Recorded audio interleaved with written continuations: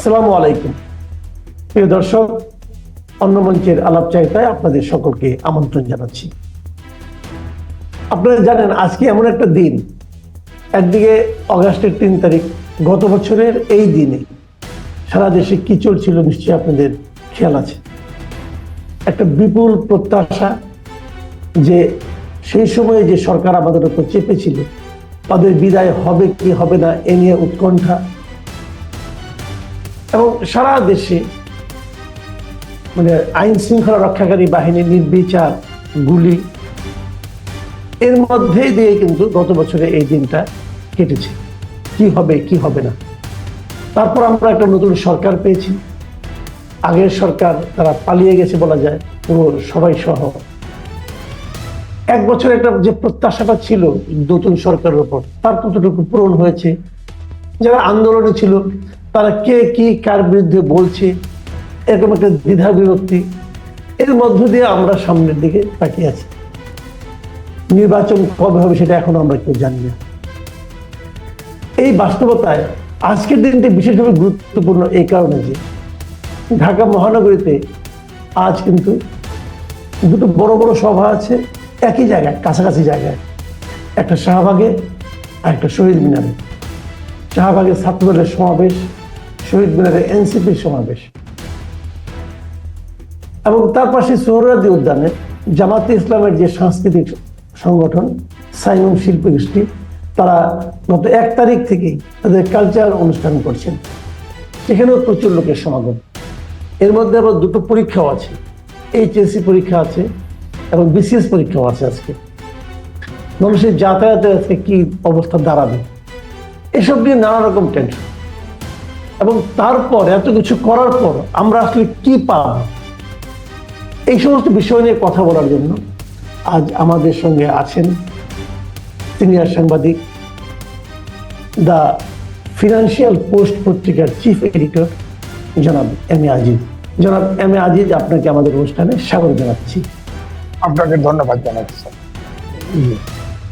দেখেন, মোটামুটি ভাবে আপনি যদি গুলিস্তান, শাহবাগ এবং পুরান ঢাকায় যেতে চান তাহলে আজকে যেতে পারবেন না, কারণ 4টি বড় সমাবেশ হবে বলে মনে হচ্ছে। 3টাই বড় সমাবেশ। এনসিপি চেষ্টা করছে যে তারা শহীদ মিনারে বিরাট সমাবেশ দেখাবে।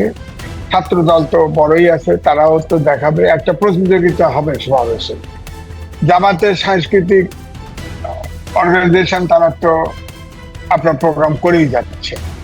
তো ওখানে জামাতের আমি যেটা বলি যে দেখেন, দেশ এনসিপি কিছু কিছু বেসুরো কথা মাঝে মধ্যে বলে যে নতুন বাংলাদেশ, দ্বিতীয় বাংলাদেশ। জামাত ইসলামও প্রোগ্রাম করে, সেখানে জাতীয় সঙ্গীত হয় না, বাংলাদেশের পতাকা ওড়ে না, এই সমস্যাগুলি আছে। সুতরাং আমরা কোথায় যাচ্ছি, কোথায় সিদ্ধান্ত নিয়ে নোঙর ফেলছি, আমার কাছে এখনো পরিষ্কার হয়নি। যাই হোক, শেষে আবার পরীক্ষা আছে, এসএসসি বিসিএস পরীক্ষা আছে। সুতরাং ঢাকা শহরের অর্ধেক অঞ্চল কিন্তু এই সমাবেশের কাছে বন্ধ হয়ে গেল। সুতরাং আমি তো বরাবরই বলি যে দেশ গণতান্ত্রিক, সবার সমাবেশ হবে, তার জন্য নির্ধারিত জায়গায় থাকা উচিত, নির্ধারিত জায়গা করে দেওয়া উচিত, যে ওইসব জায়গা ছাড়া মিটিং হবে না। রাস্তাঘাট বন্ধ করে, দেখেন শাহবাগ কিছু হলে শাহবাগে বসে পড়ে।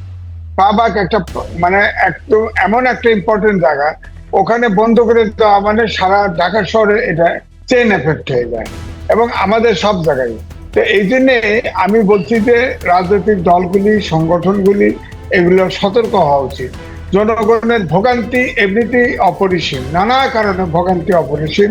তার সাথে যদি এই সমাবেশ করে ভোগান্তি তৈরি করে, এটা তো ম্যানমেড সমাবেশ, ম্যানমেড সমস্যা তারা নিজেরা তৈরি করেছে।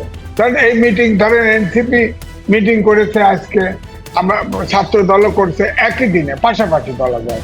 শহীদ মিনার আর আপনার এনসিপির শহীদ মিনার আর আপনার ছাত্র দল শাহবাগ, এটা তো কাছাকাছি জায়গা, ওই অঞ্চল পুরোটা আটকে গেল। সুতরাং এই বিবেচনাটা বোধটা রাজনৈতিক দলগুলোর ভিতরে আসুক। আর শাহবাগ আপনার 2021 সালে কাদের মোল্লার যখন যাবজ্জীবন হয়, তখন থেকে কিন্তু ওই জায়গাটা আন্দোলনের কেন্দ্র করে ফেলা হয়েছে। আপনার শাহবাগে ডাক্তার এইচ খান, এখন তো খবর নাই, তাকে এনে সরকারি অনেক খাবার দাবার দিয়ে, পায়খানা পেশাবের জায়গা সবকিছু দিয়ে ওখানে আপনার সমাবেশ করিয়ে অনেক দিন ঢাকা শহরকে বন্দি করে রেখে তারপরে আইন পাল্টানো হয়েছে, ফাঁসির আপিল করার সুযোগ করে দেওয়া হয়েছে, তারপরে ওই সমাবেশ উঠেছে। এখন আর তার প্রয়োজন নাই। তো এই জন্য অনেক সমাবেশই কিন্তু প্রয়োজন থাকে না, কিন্তু সমাবেশ করতে হয়। আমি ছাত্র দল এবং এনসিপির যে সমাবেশ আজকে যেটা হচ্ছে, এটা কিন্তু শক্তি পরীক্ষা ইনডাইরেক্টলি, কে কত সমাবেশ, এবং দুই পক্ষই কিন্তু বড় সমাবেশ করার চেষ্টা করবে। শুনেছি এনসিপি তো তাদের আপনার বহু চেষ্টা করতেছে ওখানে সমাবেশে। একবার সমাবেশ করতে গিয়ে দেখা গেছে যে সমাবেশে ওই যে আপনার বর্ষপূর্তি অনুষ্ঠানে যতজন মঞ্চে দাঁড়ায় আছে তার চাইতে কম মানুষ আপনার ওই ফটো সাংবাদিকরা দাঁড়ায় আছে। তো এরকম এই জন্য আতঙ্ক তাদের ভিতরে আছে, হয়তো বড় সমাবেশ করার চেষ্টা করবে। তবে আমার বক্তব্য হচ্ছে সরকারের এক নির্দিষ্ট জায়গা নির্ধারণ করে দেওয়া উচিত সমাবেশের জন্য। ঢাকা শহরে এখনো কিন্তু জায়গা আছে। আমি একটা জিনিস একটু বলতে চাই আপনাকে, যে এদের মধ্যে আপনি যে কথাটা বললেন যে লোক সমাগমের একটা প্রতিযোগিতা দেখা যায়। আসলেই কি বেশি লোক সমাবেশে যদি আপনি নিয়ে আসতে পারেন, তাতে কি প্রমাণ হয় যে তারা অত বড় বেশি মানুষের সমর্থন তারা পাচ্ছে? যেমন ধরা যাক কয়েকদিন আগে জামায়াতে ইসলামের যে সমাবেশটা সোহরাওয়ার্দী উদ্যানে হলো, তাদের নেতা আব্দুল্লাহ মোহাম্মদ তাহের উনি বলার চেষ্টা উনি বললেনই যে এই উদ্যান তৈরি হওয়ার পর এত বড় সমাবেশ আর কেউ করতে পারে নাই। 71-এ শেখ মুজিবুর রহমান যে 7ই মার্চের ভাষণে যাওয়ার সময় যে সমাবেশের লোক হয়েছিল, তার চেয়েও নাকি বেশি লোক ওনাদের সমাবেশে হয়েছে। তাহলে কি এর মাধ্যমে এটাই প্রমাণ করে যে 71-এ শেখ মুজিবুর রহমানের দল যে পরিমাণ ভোট পেয়েছিল, জামাতে ইসলাম এবার তার চেয়ে অনেক বেশি ভোট পাবে? নম্বর কথা হচ্ছে 71-এ এখন যে জামাতের লিডারশিপ আছে তারা জন্মগ্রহণ করেছে কিনা সন্দেহ আছে। জন্মগ্রহণ করলেও তারা কিন্তু খুবই ছোট ছিল। তারা 71-এ 7ই মার্চের যে সমাবেশ হয়েছে সেটা দেখে নেই, কারণ ওটা একটা রেস কোর্স ছিল, বিশাল আকার, ঘোর দৌড় দিত, বিশাল আকার, এবং সেটাতে হাতে লাঠি, বাঁশের লাঠি ছিল, পুরা মাঠ ভর্তি ছিল। এখন তো সোহরাওয়ার্দী উদ্যান হওয়াতে গাছলা মিটিং করার জায়গায় কমে গেছে। তো বিরাট সমাবেশ হয়েছে বটে, কিন্তু তাই বলে 7ই মার্চের সমাবেশ তখন 7.5 কোটি লোক ছিল সারা দেশে, এখন 18 কোটি 20 কোটি লোক। সুতরাং অনুপাতটাও তো করবেন। সুতরাং এটা জাস্ট প্রচারের জন্য সে বলছে। তবে আমি যেটা বলেছি ওই সমাবেশের পরে 3টে কথা বলেছি। একটা, জামাতে ইসলামের সকল সমর্থক ওই মিটিং এ যতগুলো আসছে সারা বাংলাদেশে ভোটও তাদের ততগুলোই। 1, 2 হলো এত বড় সমাবেশ হয়েছে, 3-4 ঘন্টা হাম রাত গজল অনেক কিছু ঘটেছে, কিন্তু সেখানে কিন্তু জাতীয় সঙ্গীত পড়া হয় নাই, পাঠ করা হয় নাই, এবং জাতীয় পতাকাও উড়ানো হয় নাই। সুতরাং স্বাভাবিকভাবেই প্রশ্ন যে আপনার আমার এই দেশের প্রতি মমত্ব এবং তাদের দেশের প্রতি মমত্বর ভিতরে ঘাটতি কিন্তু দেখা গেছে। সুতরাং এগুলো অবান্তর। আমার মনে হয় যে বিএনপি বা আগের আওয়ামী লীগ, ইভেন ছাত্র দল, তারা যে সমাবেশ করবে হয়তো দেখা যাবে 4 ভাগের 1 ভাগ তাদের সমর্থক হাজির হবে, কিন্তু জামাতে ইসলামের কিন্তু মোটামুটি ভাবে 98% লোক সমাবেশ ডাকলে হাজির হয়। সুতরাং ওখানে যত সমাবেশে তাদের হাজির হয়েছে, এটা কিন্তু সারা বাংলাদেশ থেকে ট্রেন দিয়ে বাস দিয়ে নিয়ে আসছে, এবং আমার মনে হয় যে তার চেয়ে খুব বেশি হলে 2% ভোট বেশি হবে। অর্থাৎ তারা, আমি বলবো এই সমাবেশ করে তারা যে ভোট পাওয়ার যে সম্ভাবনা দেখা দিচ্ছিল, যে অনেকের ভিতরে কনফিউশন, জামাত বোধহয় এত ভোট বেড়ে গেছে, জামাত বোধহয় 7% ভোট বেড়ে গেছে, জামাত বোধহয় 10% ভোট বেড়ে গেছে, এটা তারা পরিষ্কার করে দিতে তাদের ভোট বাড়েনি, তাদের সংখ্যা ঠিকই আছে ওই জমায়েতের ফলে। এতে জামাত, আমি মনে করব জামাতের লাভ হয় নাই, জামাত ক্ষতিগ্রস্তই হয়েছে। জনমনে তাদের শক্তি কতটুকু এটা তারা বুঝতে পারছে জনগণ। আচ্ছা, যে জিনিসটা আজকে বলা হচ্ছে, আজকে যে মিটিংটা হচ্ছে, বিশেষ করে আপনার জাতীয় নাগরিক পার্টির যে মিটিং হচ্ছে, সেখানে তারা আজকে বলছে তারা নতুন বাংলাদেশের ইশতেহার ঘোষণা করবে। এর থেকে আপনার এই কি বলে কেন্দ্রীয় শহীদ মিনার থেকে কয়েকটা জিনিস কিন্তু গত কয়েকদিন ধরে খুব আলোচনা হচ্ছে, যে আপনার জুলাই ঘোষণাপত্র, জুলাই সনদ, আবার এর মধ্যে আজকে শুনলাম নতুন বাংলাদেশের ইশতেহার। তো এই বিষয়গুলো না সাধারণ আমাকে অনেকে জিজ্ঞাসা করে যে ভাই এই জুলাই সনদ জিনিসটা কি, আবার জুলাই সনদ বুঝলাম, জুলাই ঘোষণাপত্রটা আবার এই দুইটা বুঝতে বুঝতে অনেক কষ্ট হয়েছে আমার। কিন্তু এখন দেখি নতুন আরেকটা বাই করছে যে নতুন বাংলাদেশের ইশতেহার। এই জিনিসটা আসলে কি বুঝেন নাকি? আমি কিন্তু বুঝি নাই পর্যন্ত। দেখেন, নূতন বাংলাদেশ শব্দটা কিন্তু নূতন না। নূতন বাংলাদেশ শব্দটা এই ব্যাককল উপদেষ্টারা তারা যে 8 তারিখে ওত নিয়েছে, 8 তারিখকে নূতন বাংলাদেশ কিন্তু ঘোষণা করতে দিয়েছিল, আবার উল্টো করছে সেটা, এটাকে নূতন বাংলাদেশ। এখন এনসিপি আজকে নূতন বাংলাদেশ, তখন নূতন বাংলাদেশ বলেই তখন মনে হয় আপনি আমি নাই, এদেশের বাসিন্দা আমরা না, বাংলাদেশ নাই, নূতন বাংলাদেশ। আবার কখনো কইতো আগে কইতো দ্বিতীয় বাংলাদেশ। আরে ভাই, বাংলাদেশটা তো আছে। বাংলাদেশের এই সরকার যে অন্তর্বর্তীকালীন সরকার সংবিধান অনুযায়ী ওত নিয়েছে, সংবিধানের 106 অনুচ্ছেদ অনুযায়ী সুপ্রিম কোর্টের কিন্তু মতামত নিয়েছে। তারা বলেছে এই সরকার বৈধ। তাহলে এটা একটা সাংবিধানিক সরকার। সাংবিধানিক সরকার মানেই তারা এই সরকার বাংলাদেশকে মেনে নিয়েছে, বাংলাদেশের সংবিধানকে মেনে নিয়েছে, এটা নিয়েই রাষ্ট্র চলছে। এখানে নতুন বাংলাদেশ কোত্থেকে আসলো? নতুন বাংলাদেশ তার মানে কি? আগের বাংলাদেশ থাকবে না? 24 সাল থেকে বাংলাদেশের সৃষ্টি হলো, আগে বাংলাদেশ নাই, মুক্তিযুদ্ধ হয় নাই, দেশ স্বাধীন হয় নাই, এগুলো বলতে হবে তো। 52 সালে এই পৃথিবীর ভিতরে একটা জাতি, পূর্ব পাকিস্তানের জাতি, বাংলা ভাষার জন্য জীবন দিয়েছে। বাংলা ভাষা 52 সাল নাই। হ্যাঁ, তো এই জন্য দ্বিতীয় প্রশ্ন হলো, ধরেন আমি সংক্ষেপে বলছি, দ্বিতীয় প্রশ্ন হচ্ছে যে এই যে জুলাই সনদ এবং জুলাই ঘোষণাপত্র, ওনারা বলতে চায় এই যে জুলাই সনদে যেসব এই 24কে কেন্দ্র করে ঘটনা ঘটেছে সেগুলা, তাহলে ওরা লেখুক যে ওরা চাকরির জন্য, বিসিএস এর চাকরির জন্য কোটা সংস্কার আন্দোলন শুরু করছিল, শেষে গিয়ে রাজনৈতিক দল জনতা ইনভলভ হয়েছে, শেষে ফ্যাসিবাদের বিলুপ চাইছে, এবং শেখ হাসিনার ইগোর কারণে এবং ফ্যাসিবাদী আচরণের কারণে এটা কিন্তু শেষ পর্যন্ত এক দফায় গেছে ফ্যাসিবাদ বিলোপ। সে যদি যে কোনো মুহূর্তে আলোচনার ডাক দিলেই কিন্তু এটা সমাধান হতো। আন্দোলনটা কি এত কঠিন ছিল না। যখন পরে শেষের দিকে রাজনীতিবিদরা পর্দার অন্তরাল থেকে ঢুকে গেছে, তখন ওটা ফ্যাসিবাদী এক দলের আন্দোলনে চলে আসছে, তখন শেখ হাসিনাকে পালাতে হয়েছে। তো আপনারা লেখেন, ঘোষণাপত্রে লেখেন যে এটা চাকরির জন্য শুরু হয়েছিল, শেষ পর্যন্ত এই হয়েছে, সত্য কথা লেখেন, লেখেন, সমস্যা কি? লেখেন, তা তো লিখবেন না, খালি কবেন জীবন দিচ্ছে। আরে জীবন দিচ্ছে তো এ দেশের সাধারণ লোক জীবন দিচ্ছে বেশি, ছাত্র জনতা এটা প্রকাশ হয়েছে না।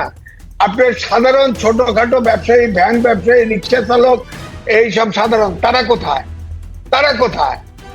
আবার আন্দোলন তো মাঝখানে থেমে গেছিল, প্রাইভেট ইউনিভার্সিটির ছাত্ররা বেরোনোর পরে আন্দোলন আবার চাঙ্গা হয়েছে। এগুলো লেখেন, সব লেখেন, এবং সবারকে স্মরণ করেন এদেশের শ্রমিকরা জীবন দিয়েছে, আপনার ছোট ছোট ব্যবসায়ীরা, ক্ষুদে ব্যবসায়ীরা জীবন দিয়েছে বেশি, সাধারণ লোক জীবন দিয়েছে বেশি, তাদের কথা লেখেন। তাদের প্রতিনিধি কোথায়? কোথায় এখন বলেন? আপনার মাঝখানে তো আন্দোলন শেষই হয়ে গেছিল ওই ভাতের হোটেলের পরে, প্রাইভেট ইউনিভার্সিটির ছাত্র আসছে, তাদের প্রতিনিধি কোথায়? তাদের প্রতিনিধি কোথায়?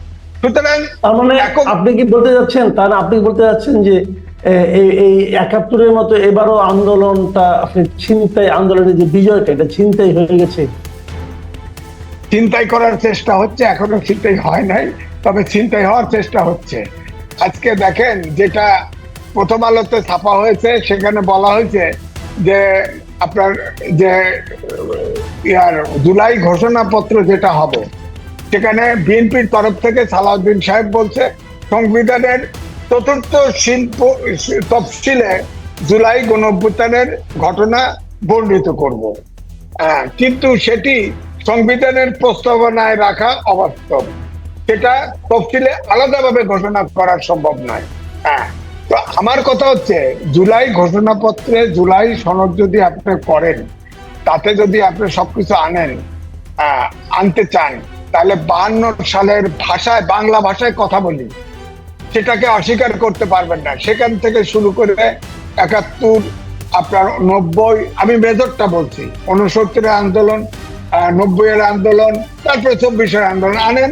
কোথায় কতটুকু ত্যাগ তিতিক্ষা হয়েছে বলেন। 71-এ 30 লক্ষ লোক মারা গেছে বলেন। 71-এ যে সারা দেশ প্রলয়কাণ্ড ঘটে গেছে বলেন। আমি তো কোন মুক্তিযোদ্ধা 1 মিনিটের জন্য ভাবে নাই সে জীবিত থাকবে, হ্যাঁ, সেকেন্ডের জন্য ভাবে নাই। যারা আছে এগুলো স্মরণ করবেন না আপনি। আবার ফের আমরা শুনতে পাচ্ছি যে মুক্তিযোদ্ধারা যে বেনিফিট পায় তাদের দিতে হবে, তাদের আবার ফের কি আর্মির সব বীর শ্রেষ্ঠ, বীর প্রতীক এসব দিতে হবে। ওই ধরনের একটা প্রচারণা আছে, বাট এটা আসলে ফেক, আমি যতটুকু জেনেছি এটা আসলে সঠিক না। আচ্ছা, যাই হোক, আবার কথা হচ্ছে জুলাই সনদে যদি লেখে, এটা সংবিধানের অংশ হতে পারে না। কারণ বাংলাদেশের একটি সারা জীবন 52 সাল থেকে শুরু হয়ে সবসময় আমরা মুক্তির জন্য রক্ত দিয়েছি, কয়টা স্মরণ করবেন? আসলে ওনারা জুলাই সনদ চায় যে ইন্ডিমিউনিটি চায়। আপনি খেয়াল করে দেখেন, যখন শেখ মুজিব পরিবার সহ হত্যা করা হলো, তখন এই রশিদ ফারুক, কর্নেল রশিদ ফারুক, এদেরকে কিন্তু মোস্তাক ইন্ডিমিউনিটি দিয়েছিল যে তাদের কোনো বিচার করা যাবে না ওই সময়ে। কিন্তু কোথায় তারা বলেন? এবং তাদের দম্ভ এবং শক্তি এতই ছিল, তাদের একটা পত্রিকা ছিল দৈনিক মিল্লাত, এটা কিন্তু সবচেয়ে বেশি সার্কুলেশন ছিল, সবচেয়ে বেশি সার্কুলেশন। কোথায় মিল্লাত, কোথায়? সুতরাং আপনি, তাদের বিচার হয়েছে না? তাদের রশিদ ফারুক এদের বিচার হয়েছে না? বিচার তো হয়েছে। তারপরে স্বাধীনতা যুদ্ধের আপনার মানবতা বিরোধী দায়ে জামাতের নেতাদের বিচার হয়েছে না? হয় নাই? ইন্ডিমিউনিটি তো দিয়েছিল, থেকে নাই তো। এখন আপনার সংবিধানে লিখে দিয়া কি করবেন আপনি বলেন? ইন্ডিপেন্ডেন্ট দিয়েই আপনি তো রক্ষা করতে পারেন না। সংবিধান তো কিছু না। সংবিধান সরকার, ধরেন একটা সরকার আসলো, সংবিধান চেঞ্জ করে ফেললো, সংসদে হলো মেইন একটা সংবিধান সংস্কার করতে পারে, সংবিধানের নতুন সংশোধন দিয়ে মেজর সংস্কার তো 17টি হয়েছে না?